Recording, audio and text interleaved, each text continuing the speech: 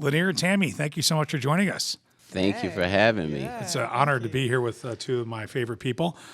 We are celebrating this month, Black History Month, and celebrating Black business leaders. And we are really happy that you both agreed to join us. We had a great 2024 together at the Gwinnett Chamber. We had great leadership. Lanier, thank you for your incredible leadership as our chair. Thank you. And we're excited about 2025.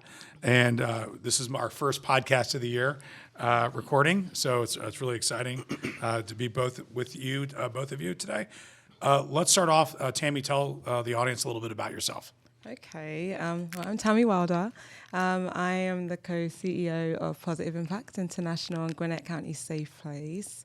I'm English, if you didn't know. It's interesting. I could not pick it up. I couldn't tell if that Incredibly was southern. New Jersey. Yeah. I actually thought she was from South Georgia. It can be a little bit confusing sometimes. I've lived in America for a while. I really enjoy what I do. I really enjoy working in the nonprofit space. I'm also a mother.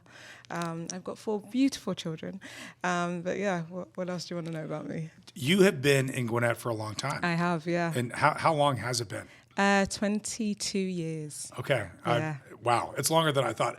I had seen you for years. We had met. Then we got reconnected. Yeah. And you joined the Gwinnett Chamber Board. Yeah, I've been a member for about 10 years. And then, this year's been like the come up. We're excited to have you. Yeah, no, I'm really excited to be a part of this. It's Awesome. wicked. Yeah. Mr. Levett. Yes, One of the greatest chairs in the Gwinnett Chamber's history. I appreciate that. Had a lot of fun doing it. Lanier Levett with Gregory B. Levett and Sons Funeral Home, family-owned and operated business. We started our journey back in 1980. I'm a 4th-generation funeral director in my family, a 3rd-generation funeral home owner. My great-grandfather started a business in Conyers, which is home for me, back in 1950. And then so we, matured into the business. My father started Gregory B. Levett and Sons Funeral Home in 1980 in Scottsdale, Georgia, which is just a small suburb in Decatur. And from there, we expanded. We have a total of 7 locations all throughout Atlanta at this juncture. And it has been a great journey. Immediate past chair of the best chamber this side of heaven. I had the great privilege of serving in that capacity for this past year, and it was an amazing journey. Well, thank you so much for your kind words, and we appreciate your leadership. Thank you both for being with us. And so we've got some questions that we want to chat about, and this is going to be very conversational. So let's start off with, can you share a pivotal moment in your career that shaped you as a leader? And Tami, I'd love to hear from you first. Yeah, I think that for me, it'd be 2 things, right? So growing up, I always was doing service projects. Like my parents would have me. I remember I had said to my parents when I was living in England, I'm like, I want to go to Jamaica just because I just love the culture. And they were like, okay, you can go, but you have to serve in an orphanage for 2 weeks. That was the deal. And then I got like 3 days to have fun. So I was like, okay. And I remember sitting in this orphanage, and there would be about maybe 100 kids under 3 years old and maybe 3 workers.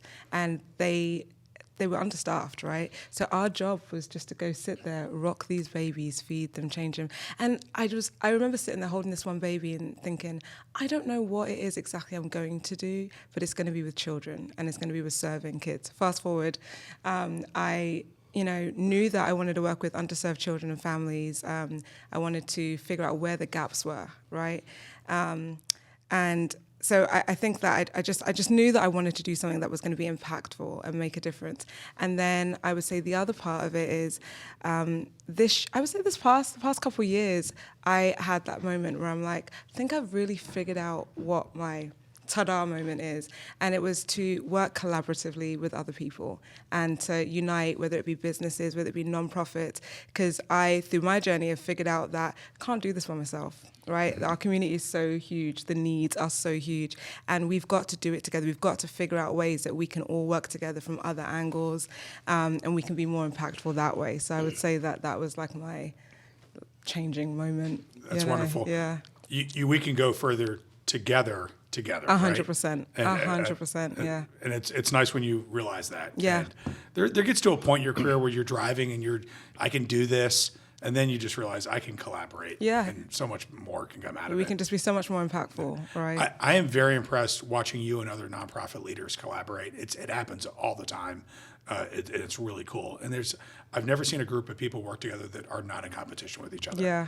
It's really awesome to see. Thank you. And it's something that I think we have to be intentional about that, right? Because even in the nonprofit world, when you're applying for grants, you're naturally pinned against each other. It's like, I want that funding, I need it. But then it's like, hold on a second, if we work together and we add the amount of clients that we are serving, right, the people that we're serving, and we apply for funding together, we show that we have greater impact, actually we have more chance of being impactful. And so we have to be the ones to make that change, right? So, yeah. That's awesome. Lanier. If I could just piggyback off of her just for one quick moment, the journey with me sharing or serving in the capacity of chair of the Gwinnett Chamber Board, oftentimes we don't have a certain appreciation about some organizations. We don't have the information about them, but I have a tremendous amount of respect for the work that Tami and her organization is doing and other nonprofits are doing, because if it doesn't impact us personally, we don't understand the true value to that. Yeah. So I appreciate the services that you and the other nonprofits are doing. For me, when we started expanding our business, we started in 1980, as I mentioned, and then in 1999, I got out of funeral business completely, and a lot of people don't know this. I decided I wanted to discover the person that I am outside of being in the funeral industry, and so I decided to get into the car business. I went and worked at Hennessy Cadillac over in Duluth, and I was one of the salespeople that opened up that dealership with Mark Hennessy and the team that was there. I learned so much, probably one of the best decisions I ever made, because it gave me the ability to use what I learned in my previous life at that time and apply that into that industry, and I did quite well with it. Fast forward, in 2003, my dad, our family was thinking about expanding into our second location, and he said, I don't want to do it without you. Would you come back to the business? And that's when we opened up our second location, which is Indicator, which is what we now consider our flagship location. It's our largest location in terms of volume. So I gave my resignation to Hennessy Cadillac, got back into our funeral business, and we started to grow then. But to answer your question directly, I think the pivotal moment for me was when we expanded our business into Gwinnett County. Well, why Gwinnett County? Because we saw lots of opportunities here in Gwinnett County to serve families that we felt like needed another choice. And so we decided to come to Gwinnett County. But the most critical point, I feel, is when I got accepted into Leadership Gwinnett. And the reason why I give Leadership Gwinnett so much credit is because it opened so many doors 100%. For me and my business here in Gwinnett County. After graduating through that program, I was able to be recognized. I was able to sit on many, many boards. And because of that, that further expanded my ability to move around the county. We knew nothing about Gwinnett County. We just said, hey, there's an opportunity for another funeral home in Gwinnett County. And so we explored it. We did a little bit of research, and hence later we built a place from the ground up in Lawrenceville. But Leadership Gwinnett, I think, opened so many doors for me and gave me that opportunity to become the leader that I've become now. Lanier, the important question follow-up, was that the greatest class ever? That's the greatest class ever, widely class of debated. 2011. As a matter of fact, the amazing CEO for the Gwinnett Chamber, Mr. Nick Massino himself, he and I were classmates. That's right. We were in the same So, class. That's right. yeah. We were. Well, fantastic. Yes. And Leadership Gwinnett is great. Are you, 100%. I'm in class now. I wasn't So, sure you were so just I in mean, it. I'll Yeah. let you lot have your moment, but You're I the mean, future. really, The we are the future. future best class that there will be. Everyone loves that debate. I know, right? I think all classes say the same thing. Well, thank you both for sharing that. Love the story. I love that your parents had you go volunteer. Before you play, Yeah, you got to you volunteer. gotta serve. And in doing Yeah. so, which you were probably not the most excited about, No. because you wanted to go play in Jamaica, 100%. and it sparked something in you that is. It did. It followed changed you. my life in a way that, like, I don't think any of us knew that it was going to affect me the way it did. Yeah. That's incredible. Well, thank you for sharing. Well, we all have gotten to a point in our career, and you don't do it without having challenges. So, Lanier, we'll start with you this time. Would you share, as a leader, some business challenges that you've experienced? Sure. So a few things that I look at is you've got to stay humble while staying confident. Know what you're doing and know how to do it and know how to treat people. And I strongly believe that dealing with anxiety and stress, because of my industry, I'm dealing with people at a most difficult time in their lives. And so we have to deal with all types of personalities, all types of moods, because at that time, it's a very difficult and challenging time for a lot of families. Keeping yourself and your team motivated, I think, is really important. I think I have the ability to rally people together to try to keep high morale within my organization, so we can be a better servant to the people that we're serving. Continue to develop your own skills as a leader. I'm never shy about continuing to learn more about what it is that I want to do so I can be a better servant to the people that I'm serving. And not just in my industry, but as a leader in the community for whatever type of organization it is that you are part of. Dealing with conflict. We deal with conflict all the time, right? Whether it is within your organization or within an organization that you're serving in a leadership role, you've got to be able to identify what that problem may be and then bring resolution to it. And then communicate well. We want to be able to communicate and be very effective in communicating. Which is not easy. It is not easy at all. And to be good at all those things, you said one thing, which is you've got to continuously learn. Yes. Continuously sharpen the saw. Because the way we communicated in the 80s is different in the 90s. It is. It's different in the early 2000s. It just keeps, and if you just become stagnant, because I figured this out. Right. You got to continue to grow. So those were all great points. Thank you for sharing. Yeah, I could relate to a lot of the things that you were saying, Lanier. I think with me, some of the unique challenges, one, I think it would be being a woman leader, right? Like sometimes I've got to, where I don't feel like I should have to be loud in a room, I have to be a little bit louder. I think that, dealing with people, I serve people, right? I serve children. And I think that being able to navigate different personalities when people are in crisis, right? Knowing like, how do I step to put my feelings to the side and really deal with the initial crisis. I also think that one of the challenges that I've learned, I would say, as we've grown over the past 3 years, we've gotten pretty big with our shelter, with the emergency children's shelter. So being able to make sure that the people that I have in place, my team, that I am being the type of leader that is giving them what they need so that they can be what our children need. And I went to a whole bunch of different conferences this past year, and the theme of the conference would be how to run your organization better. But really, if I really listened, it really started with me, and everything comes back to the leader. We are the reflection, right, of our whole organization. So a lot of times I had to sit there and not look at what my team might be doing wrong or where we as an organization failed. It would be, no, what did I do wrong? What can I do better? And I think that me trying to take that approach helped me tackle some of the challenges a little differently, because I was always constantly having to look at myself first. And so I think that's one of the unique challenges that I found in being a leader. That's really a very nice retrospective thing to be sharing, because we, as a leader, it's a people business. Yeah. And it doesn't matter what industry you're in, it's people. And they're executing the plan and the strategy, and they're looking for guidance. And I've just done something. Was this done properly? They're constantly looking at the leader. 100%. And you want to be humble, and you're like, no, it's not about me. Yeah. But the reality is, someone has to drive the ship. There's the captain of the ship, the captain of the plane. Yeah. You've got to lead. Yeah. And the quicker you figure that out, and you don't have all the answers, and don't pretend, because everyone that works for you knows you don't have all the answers. Right. Be honest when you don't know. Yeah. And so, great advice. Yeah. Really appreciate you It's been a sharing. big lesson for me. Well, and it never ends. Yeah, no, I'm it just really going to take a doesn't, stab yeah. at this, but I think Lanier and I might be older than you. Slightly. And our great older wisdom, you never stop sharpening Yeah. the saw. No, Yeah. And growing you and cannot. learning. Yeah. You cannot. And I would say at the time where you feel like you're done, you probably need to find a successor. Yeah, yeah. Because you constantly grow.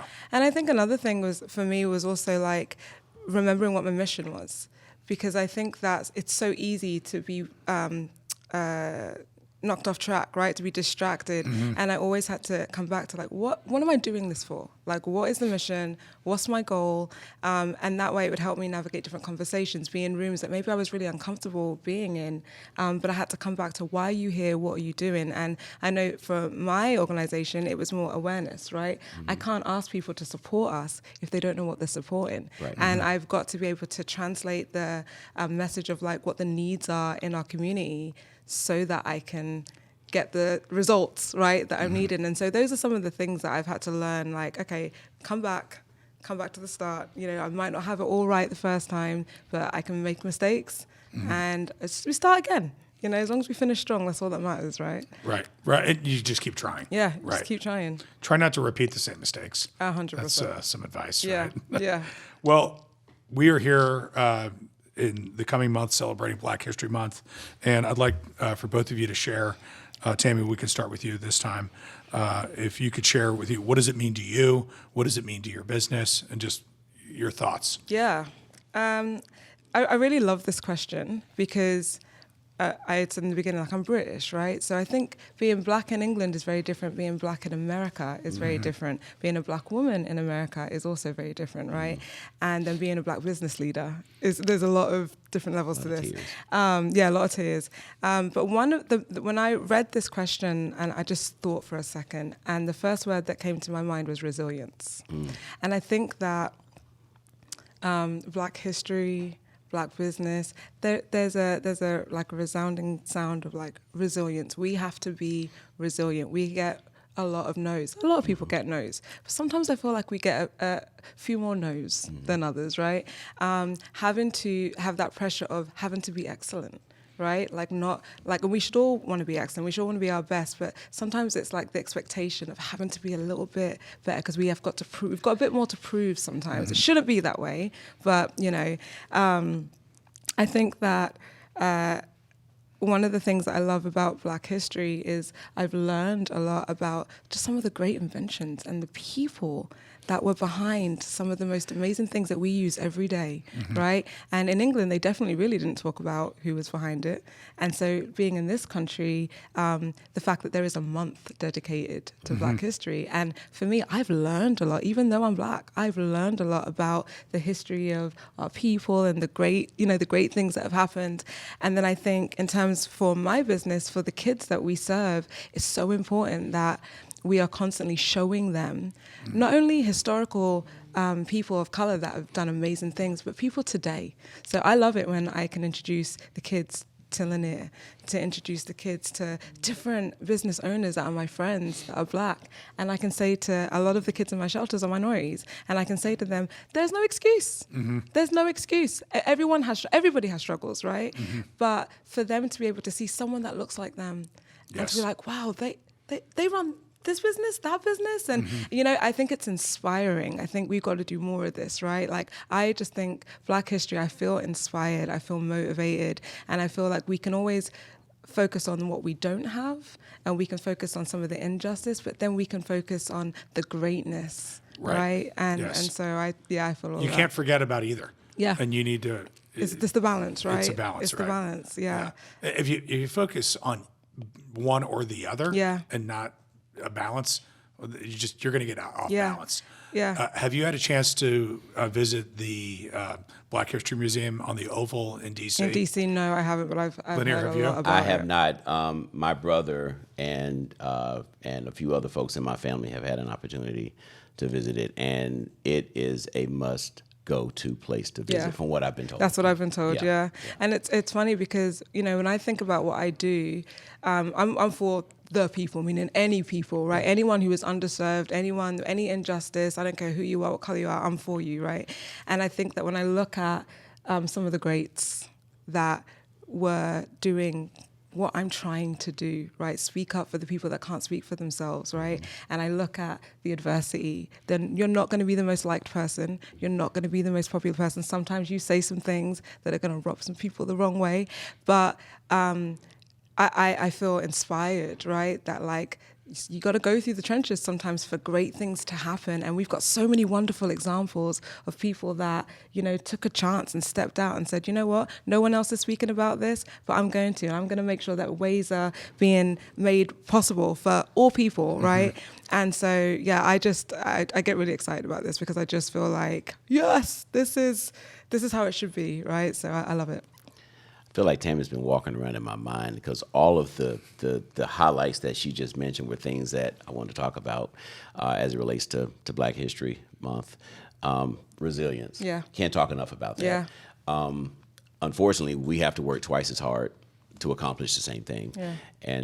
And then just the systemic oppressions that we as Black folks have experienced has always been negatively affected us. But for me, in business and how it has shaped me as a business owner, as a community leader, is that I want to be judged by the work that I do and not by the color of my skin. Yes. And so I want to be called upon because I'm good at the job, regardless of what the job is. If it's serving as the chairman of the board or running my organization. I came to Gwinnett County, opened up our funeral home, not because we were a Black family that wanted to do Black business in Gwinnett, but because we were a good business that wanted to do business in Gwinnett. And so, but we had to work twice as hard to make that happen. And so, as a business leader and as a business owner, I'm very proud of what we've been able to do and what our ancestors created for us to pave that path for us to be successful. I love that. Thank you so much for sharing. We're going to get right back to this. We're going to take a break. We're going to hear from our great partners at Gwinnett Magazine. Hey guys, I'm David Greer, and I'm the publisher of The Guide to Gwinnett, and we are so excited this year to be working with the Chamber to produce what we think is going to be the biggest, best, most comprehensive guide to Gwinnett ever. Going to be a lot of pages in there that tout the Chamber's services and basically just a pro-business cheer for all you guys out there working day to day, making Gwinnett what it is. So I invite all of you to step up and advertise. We've got some special deals for Chamber members, exclusive deals, special discounts. Call on us if we can help you. Look forward to having you in this year's Guide to Gwinnett. Welcome back. Thank you for that brief break, hearing from our great friend David at Gwinnett Magazine. Let's continue talking about what we were just talking about. And you both shared you were very familiar with, but had not visited the Black History Museum. I actually had the benefit of visiting it for the second time last month.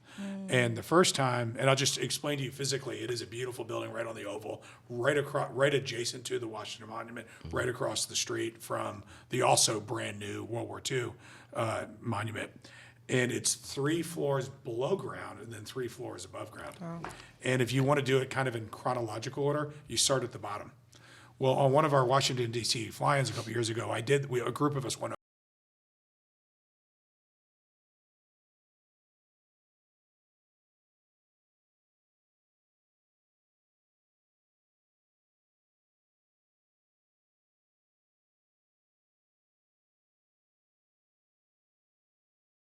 starts. Right. And I'm glad because I couldn't get through the first set of panels without crying.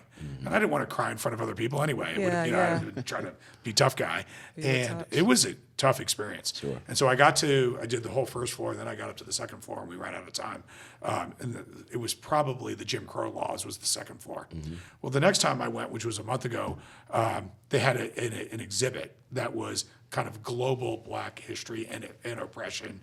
And so I went and experienced that. But then I went up, which was, I'm sure it was designed this way. I didn't read anything, but it seems like it got more uplifting as you went on. And then there was different sections based on the experience of Black people in the U.S. military. And like this walls of people that won all these service awards. Sure. And then there was a sports one, which is these are the places where Black Americans had the first big impact, winning the Medal of Honors in World War I and World War II. And then some of the greatest sports legends in the United States. So I go into the sports section, and there's one of the greatest Ohio States, and arguably one of the world's greatest athletes ever, the one and only Jesse Owens, who was an Ohio State alum, who embarrassed the Nazi Germany. I think it was the 1936 Olympics. Yep. In Berlin. Yep. And literally, there's like 2 statues of athletes, and there's one is Jesse Owens. An amazing story. It's an incredible Yeah, story. an There's been amazing 2 story. great recent movies Yeah. About him. But then the rest of the story is not so great because he comes back to America, who the whole world knows his name, and he has trouble. He's not accepted, Right. Especially in the South, Right. But not a lot of places up north either. Yeah. And so that story needs to be told, right? Yeah. But there's the whole section on business leaders. I mean, it really in the future, you two might be in there, and you got your start right here when I Chamber Podcast. If I could just touch on that just for a quick moment, if you all have not seen the movie 688, Oh my God, it's amazing. that movie It is is amazing. absolutely amazing. Yeah. It's a film It by was- Tyler Perry, yeah. and it's based on a true story about Black women in the military, and Oh, is it? It's out right now. it's out right now. Oh, it's on yeah. Netflix. It's on Yeah, Netflix. it's on Yeah, Netflix. okay. Yeah. You, if you don't see anything else, you have got to see that movie. It's been in the #1 Yes. list Yes. it for is like 2 weeks. But I mean, fantastic. it is an amazing story, and it could not have come out at a better time leading into Black History Month. Yeah. And talk about a proud Yeah. moment on, how the military or the upper leadership in military did not think they could get this job done in getting the mail out to these soldiers, Soldiers, right? yeah. And because a lot of the families of these soldiers did not know if they were still alive or Where they where were they were, located, yeah. or if they were injured or whatever. And so there were millions and millions and millions of pieces of mail that had not been delivered. Yeah. And so these Black female soldiers were able to get it done. I mean, and that's just a I mean, synopsis talk of the about story. resilience, right? Resilience, Like that's yes. one of the things Yes. that, like, because the head of the army or the group that Yeah, she Kerry was Washington. leading, the character that Kerry Washington was Yeah. playing, like, she was constantly faced with adversity. Yes. And not only because she was Black, she was a woman. So Mm-hmm. all of the people that were her superiors were men. Mm-hmm. And so the way they spoke to her, and she had to sit there in front of her whole team that she was leading and Yeah. be humble. And be humble. You know, Talk about and- humble. and take it, but Yep. still lead her team with strength. And, it was amazing. And another thing too is that she was highly educated. She was highly, And so she was an officer in the military at this time, and she was probably more educated than most of the white counterparts. Yeah. But because she was Black and she was a female, and what we know today as a double minority, I mean, she was just phenomenal. I don't want to tell the story, but it is an It's amazing amazing. movie. Yeah. You've got to see it. So that just kind of brings it back home for this whole conversation here. Yeah. Okay, I haven't seen the movie yet, but do you remember the movie that came out a few years ago about getting I think it was the man on the moon, and they had the mathematical equations, and there was these women. Yep. I know what you're talking about. But it's yeah. a, Yeah. It's a the same similar- type of vibe. Yeah. It's the It same, gives you the same feeling. That Yeah. movie came out, I guess, 5 or 6, 7 years ago. Yeah. A fantastic Yeah, movie. It was same amazing. vibe. Yeah. Yeah. It sounded like you were describing that movie, Yeah. just a different It's, topic. Yeah. it's the same feel. Yeah. It's the Well, same feel. first of all, it's just an exciting time to give everyone has an opportunity. When I grew up watching TV, it was all Leave It to Beaver, Yeah. right? And so now everybody can see themselves Sure. on TV, Yeah. Sure. Yeah. Yeah. in the movies, and it's really Tyler Perry. He's a rock star. Yeah. He is. This is by far, in my One of opinion, his the best best. movie he's Yeah, ever 100%. made. Okay. It wasn't your typical Madea Yeah. and Yeah. all that kind of stuff. It was, he was very classy. phenomenal Yeah. in this movie. Well, hey, let's transition and talk about, and you kind of, Tami, spoke a little bit about this, but allies and organizations, and as Black business leaders yourselves, leading a for-profit and non-for-profit, how do you use allies? You shared some examples where you allied with other, but just in general, what approaches have you used that you want to share with the audience?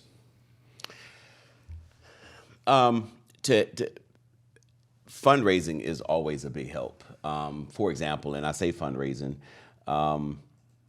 when we first started with our business, we had a tough time raising capital to start our business. Number one, in 1980, when we were trying to start our business, the financial resources that we needed to start our business weren't quite there, and so we were turned down by multiple banks. I'll never forget it. My parents had to mortgage their home to borrow the money to go in business. They had a home where I think their payment was less than $200 a month, and had to mortgage the money to get a mortgage on their home to go in business.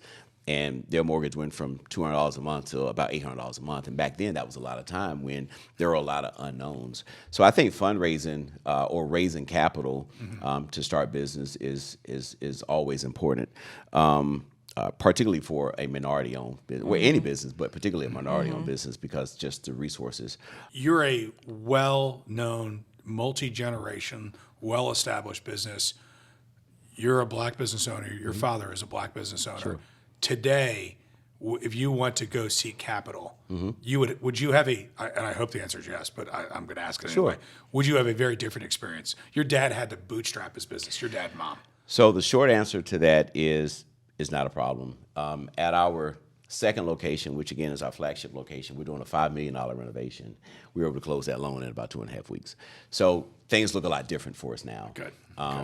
I think we've been good stewards of our finances, and so it makes that process a lot easier when we go to the bank. There's nothing we can't go to the bank and ask for, and you probably had happens. people coming after you to We do. loan you money. Yeah. Okay. I was just curious about Sure. that. So, but it looks a 40 lot plus different. years difference. Yeah, How's it looks a lot different now. But back then, things were a lot different. We did not have the history, and we were just starting out. And at that time, my parents were 30 years old, and trying to go in business for themselves was a challenge. But they were experienced in the industry. It's not like they just decided. So my history goes even deeper. My grandfather started his business in 1950 in Conyers, and so my dad worked for him. My dad always had an entrepreneurial spirit, but never went in business until 1980. But pre-1980, my father was the first black store manager for Kroger in all of Kroger's history. Wow. So he was a store manager in Kroger from the late 60s into the very, very early 70s. And the last store that he managed was the Kroger store on Cascade Road in Atlanta, Southwest Atlanta. And he was there until he got robbed. Was armed robbed at that store, and he quit. So from that point, he decided to go. He was working at his father's funeral home part-time, but really weren't sure if he was going to make a career out of it. And so he went that route. Decided he wanted to go back to school to get licensed in the event if he wanted to get into the business, he would at least have his credentials in place. Fast forward, in '76, my dad was offered a franchise for Radio Shack. So he was a Radio Shack franchisee. Wow. To go back to tell you from the initial few questions that we talked about, how as blacks, we weren't treated very fairly. He had a Radio Shack in Conyers, and at that time, the only black Radio Shack, I believe, in Radio Shack's history. The store did so well, the store was taken back from him and given to a white counterpart. Wow. And they lost that store, just a few years after that. So he had that store for about 2 or 3 years, and then he got into the insurance business. So he, and this kind of leads into, we're now approaching 1980 when he decided to open up his funeral home, but he worked for Independent Life, which was an insurance company, which is now American General. So you're Dr. Levett, as I know him. He's a serial entrepreneur. Right. He's a serial entrepreneur. Okay. Yeah. And so he worked for an insurance company for many years. And at that time, Tami, you may be too young to remember it, and Nick, I'm not sure if this was happening in Ohio when you were growing up, but this is when the insurance agent would come to your house. Oh, sure, yeah. And collect the payments. The 3 people that would come into your living room. That's right. Right? Yep. The preacher. Yep. The funeral director. The funeral director. And the insurance agent. Right. And so. That's why we have living rooms. That's right. That's right. And so that's what he did. And Wow. I'll share this 40-second story with you to kind of tell you how we transitioned. Is my mom had a girlfriend of whom she graduated high school with. She and her husband she had given birth to a set of twins. Twins died at birth, and they asked my dad and my mom to bury them, and we did not have a funeral home. Mm. And so they did the service through my grandfather's funeral home, and there were probably about 250 people that attended those twins' funeral service. And so that was kind of the light that went off into my parents' head. Wow. And said, hey, if we can do it for them, I think this is a way for us to make a living. Wow. And so my dad told my mom, he said, and at this time, my mom worked at a grocery store, and she was a meat wrapper back in the back. And he said, if you can give me 5 more years on that job, I'll sit you down. And so my mom stopped working in 1985, and then from that point, they really started pounding to grow our business. So I know that was a lot to get to this point, but it just shows that I was saying that to get to this point where they had to work twice as hard to get to where we are, and we've been able to just expand from that point. Well, thank you for sharing amazing, all that. yeah. There's some, I felt like I knew you pretty well, but that's some pretty good stuff. That's like some family deep history right there, family right? history. Right? Tammy, circling back to you, allies. I Yeah. think you shared some great examples of what Yeah. you're doing today in your journey, thinking about it as a black business Yeah. nonprofit owner. What allies have helped you get you where you are today? Yeah, I think that I've had some great allies, and things that they've done is celebrate each other. We've got to champion each other, right? So like we can always talk about, oh, this person needs something. But when your organization is doing great, having other business owners say, oh, I've got to tell you about what this business is doing, or what this business leader, that like they're making some impact, or you got to meet this person. And I would say, an ally would be like Maureen Cronoa. She's everyone's ally, She right? literally is one of those that would be like, have you met Tami? Do you know what she's doing? This is how we're working together. And that's how you and I got reconnected. 100%, right? You And can't so avoid it. She's going to pull you over. She's going to pull you sit over, down. and she's going to make sure. But I think that that's important that we all do that for each other, because I don't necessarily always think that it's an ally in the sense of like a white person being an ally for a black person. I think it's we all have value, right? So then if I have a friend who's a business owner and they are whatever race and they're doing great, then I need to be like, have you met Lanier? Have you met Nick? Oh my God, do you know about this, right? We've got to champion each other. That is, I think, the best way to ally for each other. I also think that within our businesses, diversity, right? So when you look at your boards, when you look at even, like I've been to a few different events and the panels have not been diverse on either side, right? And sometimes I'm like, how are you truly relating to your audience or to whoever if you don't have representation of the audience, right? There's got to be a balance. I think that when decisions are being made and you're making a business decision that affects multiple people and different types of people, you've got to have that balance there, that you've got white, black, Asian, you've got whatever, right? So I think that those are ways that we can ally for each other and create that balance and equality and diversity naturally, but we have to be intentional about doing that, because it's so easy to stay in our comfort zones, right? So much easier sometimes, not for me, but for a lot of people, it's easier to talk to people that are just like them, right? Yeah. But if we are intentional about making our spaces different, and forcing ourselves to be a little uncomfortable, we'll actually learn that we are so much more alike, right? We can learn the amazing things about each other, but I also think that we also have to learn about each other's struggles, because how can I champion you if I don't know the struggles that you face? And because we're talking about Black history and just Black business, if you are friends with people that are minorities and are having certain struggles, like what you just shared, Lanier, about just what your family went through with banks. And so if I was a owner of a bank or a VP of a bank, and I'm looking at, man, I wonder if there are more Black business owners that struggle with what are we doing in our company to make it not be this hard? Because we are the change. You know what I'm saying? Like we always look at like there are systems and stuff, but a lot of the times it takes a few of us to just stand up and say something and be like, this isn't right. Why is this so difficult? So I think that those are some of the great things that all of us can do, that I try to do, all the time. And, one thing that I want to share that I loved that the Chamber did And I know this wasn't a chamber event, but the chamber supported, was when Lanier became the board chair. And, you know, it was a little tricky when we were like, we're going to celebrate the first Black board chair of the chamber, right? So I had friends who were like, well, I mean, do we celebrate every board chair like this and have private parties or whatever? And the thing was, the beautiful part was that there was more people that were like, this is amazing. Like, I didn't even know that this even was a thing, right? But it was such a beautiful event because you had so many different types of people come together that I just wish I could have captured the moment of that room, right? And you saw all different business leaders and everybody was supporting and celebrating something that hadn't happened before. Yeah.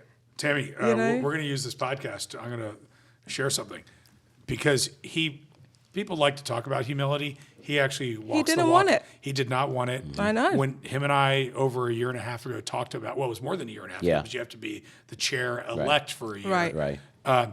Neither one of us, we just knew each other. Our Yep. wives knew each other. Yeah. We Yep. socialized. And I didn't invite him to consider being chamber chair because he was Black. It was Right. because it was 'Cause Lanier he and is a who he successful is. business Yeah, leader. 100%. And we then started getting pressure from other people. And I said, Lanier, I have to officially ask you, would you like us to be introduced in this role as the first Black chair of the Gwinnett Chamber? And he said, well, if the chamber thinks that's important, I'll go along with it, but I'm not asking for Yeah. that. Right. And I said, well, I mean, I want to do what you want to do. And he's like, I want to do what you want to do. So then we agreed to do nothing. We just said, let's just do what we do. And Yeah. let's just follow the process. Yeah. But then the community didn't accept that. Exactly. And it was, I mean, that's the right history. But it was perfect Yeah. because I remember Lanier and I had a conversation, and I'm like, we've got to celebrate this. This is bloody brilliant, right? Yeah, and it was like, but what was really cool was that I remember coming up to the chamber the past 6 years. I remember coming up to Chairman's Club about it, and I was one of the only ones that looked like me. And I remember I got some comments from people. How did you get in here? And I'd be like, the same way you did through that elevator. Like, but it was people were very comfortable, and it was like I looked around and I really didn't see many people. But I would say, since with your leadership as well, with being intentional about diversity, all different races, right? What it has made other minorities feel comfortable, feeling like I can come to these places if I am where I'm supposed to be in business, right? If it's the right place for me to be, right, the right environment, I actually belong here because I see this person, I see this person. Oh, these people are doing business together, and it changed the culture. And I think that the year that Lanier has been chair, it has opened the doors for a lot of other people that didn't feel like they were welcome. It's to be accelerated. Like, It oh, is, 100%, right? because But then they're even- like, this is possible. Even on top of that, even with the event that we had with me becoming chair, I only wanted to do it under one exception, and I said I did not want to do it for me being the first Black chair. Yeah. I wanted the community to see what the chamber is now all about. 100%. And I think that was kind of the segue to help increase membership. Yep. Whether it's general membership or chairman's Yep. club, because, and I'll be very transparent, the chamber now was not the chamber 10 or 12 years ago. It has gone through some significant changes to the good. Yeah. Because my first go around, and we've been a part of the chamber for many years, but I first joined the board, I think in 2011 or 12, and I served for 3 years, I believe. And even back then, it looks nothing like it does Yeah. now. And I don't know if there were any other Black board members on the board at that time. And Nick, I may be wrong, but if it wasn't, it was just, Lanier, if there was, it was one or two. It was Yeah. Freckles, I mean, I could name Yeah. people. Right, Right. right. Because there were so few. So we now fast forward, several years later, and I'm very proud to call myself a board member because of what it looks like, what it's doing, Yeah. how impactful it has been in the community. And Nick, I know you're a very humble person, but a lot of that credit is due to you because I think you 100%. had an entirely different vision Yeah. of what previous leadership here at the chamber has looked like. And Yeah. so, I applaud you for that, and I've shared that with you many, many times. But it's through your leadership and the team that you have put Yeah. together. And because I definitely want to give them credit as well, but it's because of your leadership and the team that you've been able to put together is why the chamber is now thriving. Well, the it's way intentional. Yeah. Do you know what I'm saying? And I think that's the key, is that you've got to be intentional about things, and it doesn't happen overnight. Right. But what you've done is you've placed people where they were supposed to be, different team members, you've, put things in place. And so now when you look at our chamber, when you look at the different groups we're involved in, we actually are a reflection of our community. You see everybody. You know what I'm saying? You see everyone. And I think that's how Gwinnett in general is now, because I can remember many years ago when I served on a few capacities for the school district. And our teachers and well, not necessarily teachers, but our administrators did not reflect the community in which we lived. And so that was in my ear a whole lot. And so I served on the Human Resource Advisory Council, and we were kind of the eyes and ears on what we hear in the community.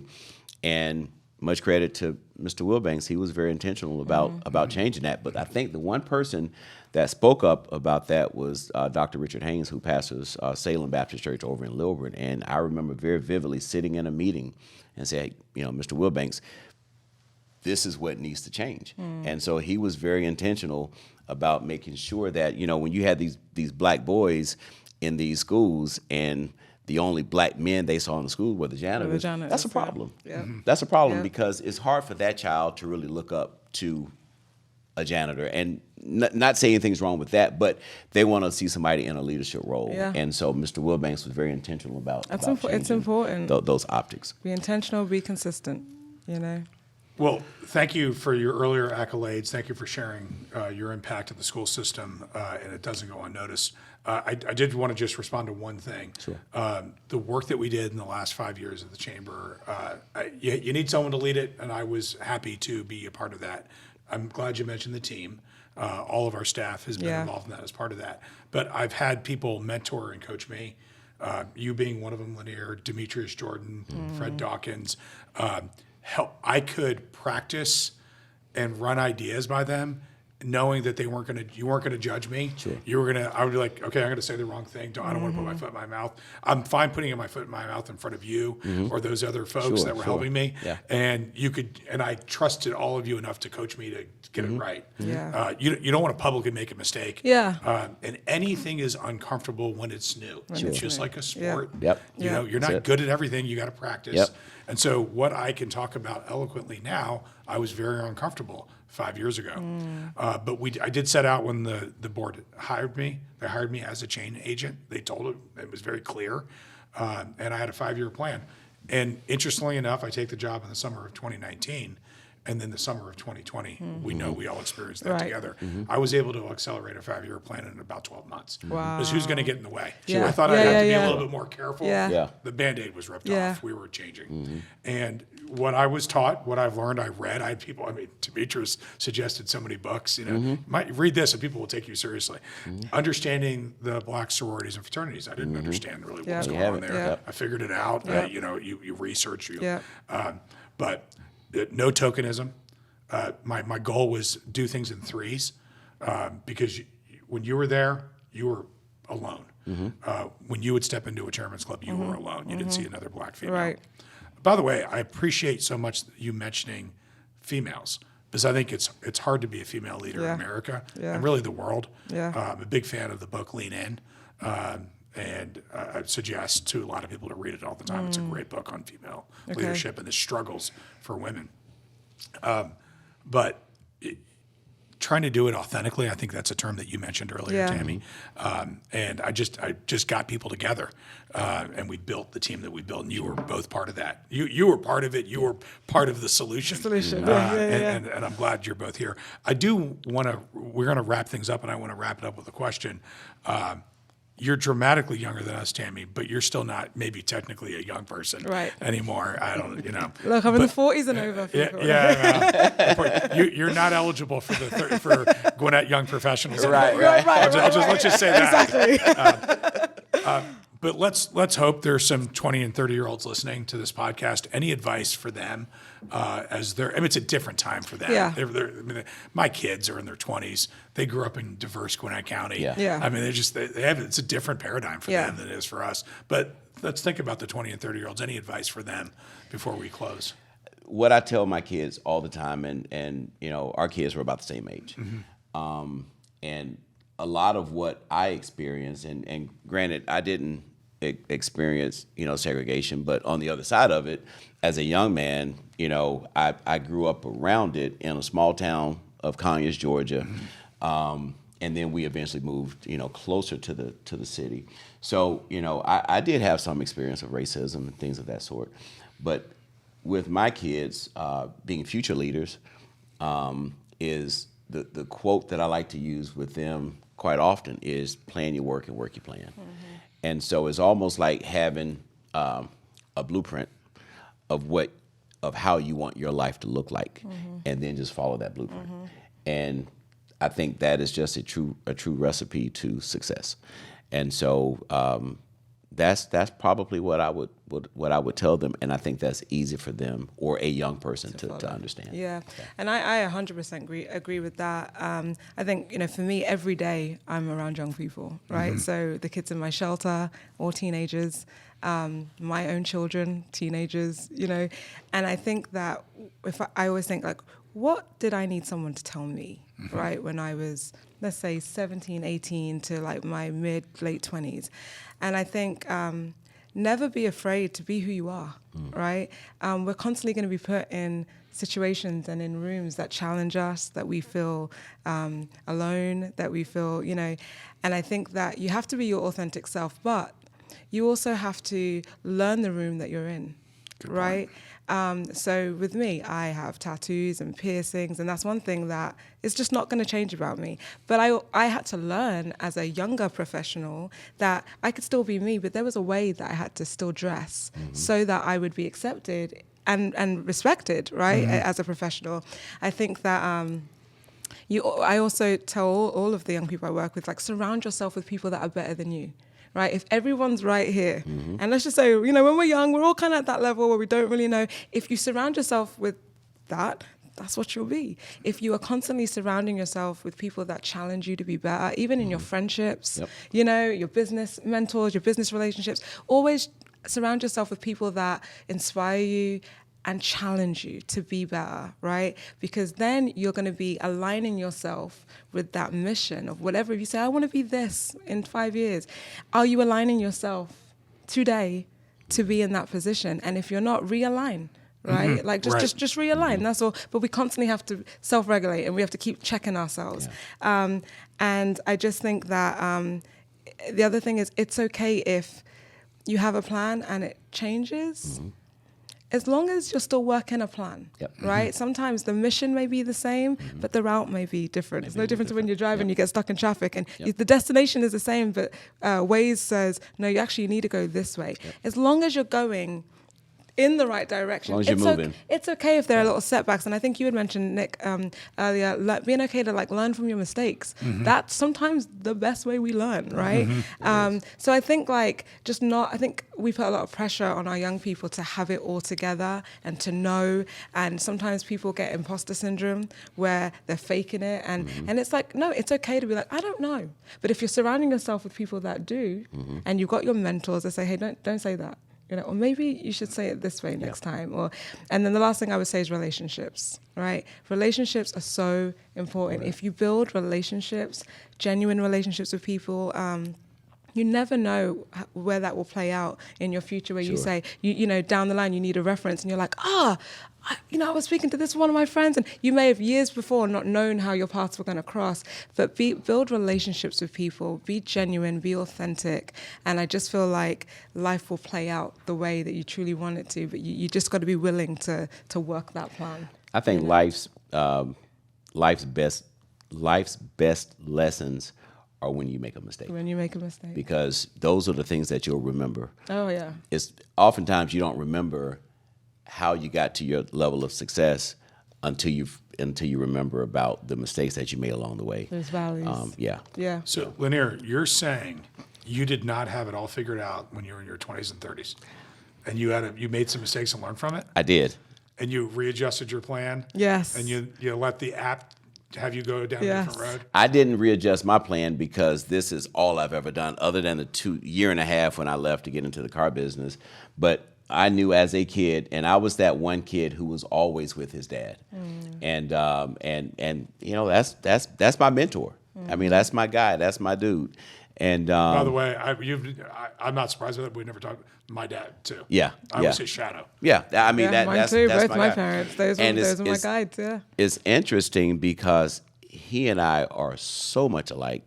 We constantly bump heads. But at the end of the day, he has been a mentor. He has taught me so much about life, about business, about respect. Yeah. And but yeah, I mean, we are the exact same. That's awesome. We're the exact same. He might be a little bit cooler than you. He might be. He's very You learn cool. from the best, right? Yep, He's yep, very yep. cool. There's no doubt. Thank you both so much. Really appreciate you being with us today and sharing everything you've shared. This is going to air live in the future, which I believe is February 14th. Awesome. And that may actually, is there another, what else is on that day? February 14th. I probably need to find myself to be in Miami. In Miami. With some roses. With some roses. For yeah, Dana? yeah. Yeah, good idea. So thank you so much. Really appreciate you both. Thank you. And I appreciate both of your support, advice, and friendship. Thank you. Thank you.